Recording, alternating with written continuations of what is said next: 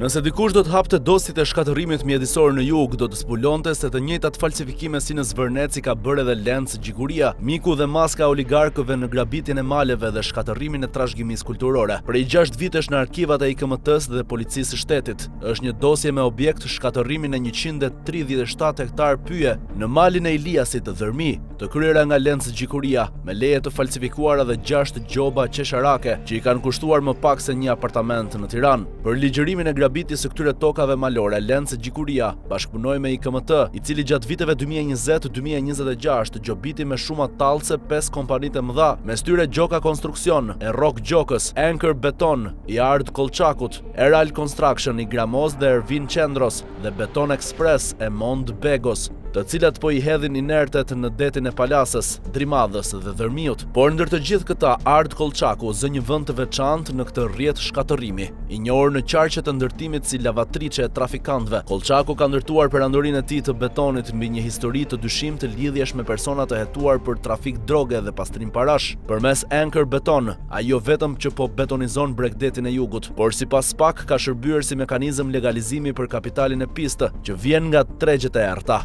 Ndërsa IKMT e gjobit me shuma qesharake, Kolçaku vazhdon të zgjerojë aktivitetin, duke e ditur mirë se gjobat janë thjesht çmimi i një leje të pashkruar për të vazhduar. Menjëherë pas hapjes së sezonit turistik, IKMT filloi të gjobiste me vlera tallëse këto kompani për të treguar se po punon, por në fakt i la të vazhdonin pas një ndalim, me marrëveshjen që Lenc Gjikuria të gryente malin e Iliasit deri tek kishat shekullore dhe Ard Kolçaku të vazhdonte të pastronte paratë e trafikantëve përmes betonit. Me 6 gjoba qesharake të firmosura në vitet 2020-2026 gjatë qeverisjes së tyre, IKMT mbajti fjalën dhe i lejoi Lenc Gjikurisë dhe Ard Kolçakut de facto kumbarve të betonit dhe lavatriçes së trafikantëve, shkatërimin e 137 hektar pyje në Ilias dhe betonizimin e pacensuruar të bregdetit. Ndërsa IKMT i dha gjobat qesharake për shkatërimin e Ilias dhe betonizimin e Palasës, nëpërmjet dokumenteve të falsifikuara, pezullimeve të rreme, mos pranimit të ankesave të banorëve dhe pranimit të raporteve false mjedisore, duke e kthyer gjobën në leje për të vazhduar. Drejtësia shqiptare ka shumë të lehtë të vërtetoj shkatërimin e maleve nga Lenc Gjikuria në Dhërmi, madje edhe në Palas, Drimadh, Borshe, Himar dhe rolin e Ard Kolçakut si lavatriçe e trafikantëve,